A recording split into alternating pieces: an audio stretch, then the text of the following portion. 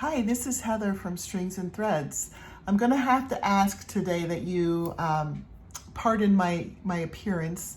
As you can see, we're doing some painting around our house, and I feel all sweaty and painting, but we're taking a little bit of a break while one area dries before we start doing the next area.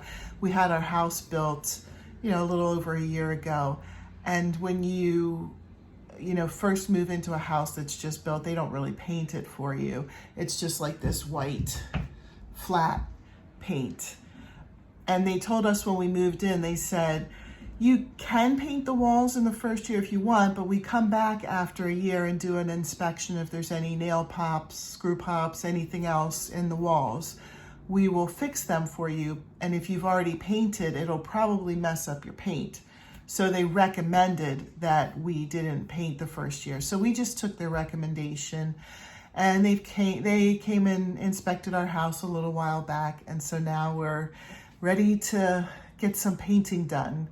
So that's what we've been doing today. It's a lot of fun. I mean, I know it's work, but it's fun looking at the finished product and knowing what you're working towards. So I figured that you being my friends, you wouldn't mind that I didn't gussy myself all up before the video, and just to go back to painting again. You guys are my friends and you don't mind. Friends, they don't care. So thank you for being my friend. So I've been starting with question of the day, and I love this because it's so much fun. So today's question of the day is, are you a night owl or an early bird? Can you guess what I am? I'm neither. I cannot stay up late. I just start falling asleep at a certain point. But I hate getting up early too. I have to wake up at 5:35 every day for my job. And whenever that alarm goes off, I just feel like I could die. I feel like crying every day when my alarm goes off. So I'm not an early bird either. I guess, I'd be happy if I could have a job where I could wake up at 7, be in bed by 11. I don't know. I'm a weirdo, but I say that every time. You guys know that.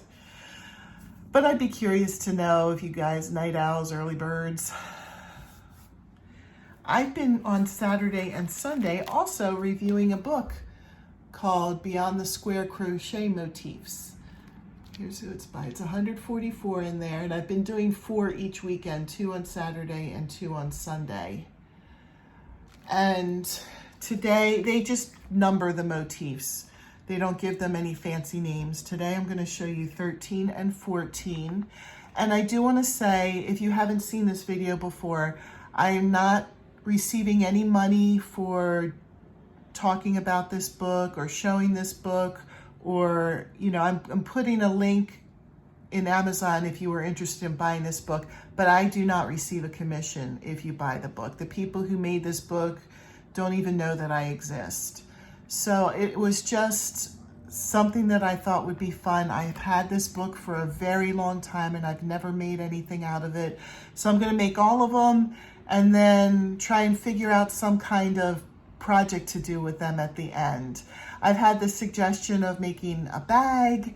A blanket is always an option, although some of these are really lacy. So I'm thinking like maybe I'd have to still crochet something and then sew these on top of it. I don't really know. I'm trying to think through what I can do, and maybe I can make multiple options. If you have suggestions, I'm willing to hear them. I won't promise that I would do that one.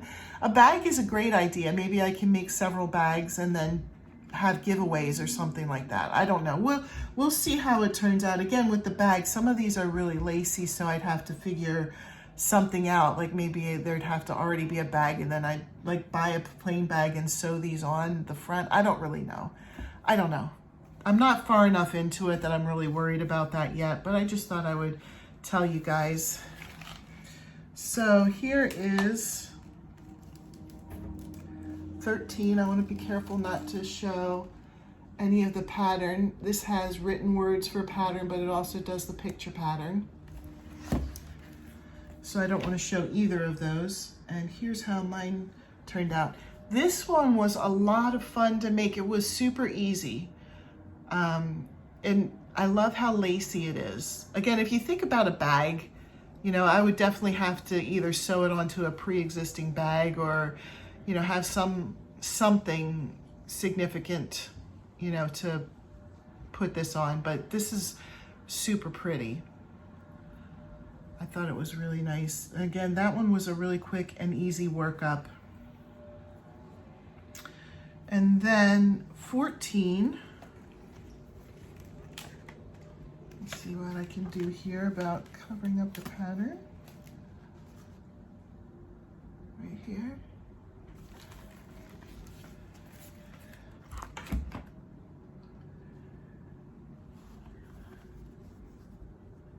And here's mine. This one's pretty. This one was a little bit trickier because now it's laying down flat, but as I was making it, when we would do the front post, it just didn't seem like they were increasing the stitches enough, and it was kind of coming up like this. Like I said, now that it's done, it lays flat.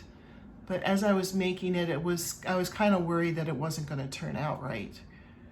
So, well, those were the 2 motifs for today. I thank you for stopping by and watching and, you know, kind of looking through this, going on this journey with me, trying something new out. And if you like them, you know, I put a link to the book on Amazon in my description, and I don't receive any commissions from that. This is just something I'm doing for fun.